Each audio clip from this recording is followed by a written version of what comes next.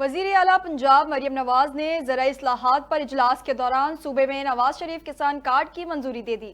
لاہور میں مریم نواز کی زیر صدارت زرعی اصلاحات پر منعقد اجلاس میں Punjab seed corporation, Punjab agri research board کی تشکیل کا جائزہ لیا گیا اور چین کے تعاون سے زرعی یونیورسٹی فیصل آباد میں 2 ارب سے ریسرچ سینٹر بنانے کا فیصلہ کیا گیا۔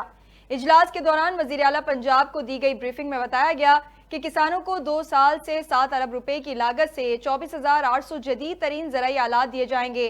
دوران اجلاس وزیر اعلیٰ پنجاب مریم نواز نے نواز شریف کسان کارڈ کی منظوری دیتے ہوئے بتایا کہ کاشتکاروں کو جعلی کھاد اور ادویات سے چھٹکارا ملے گا۔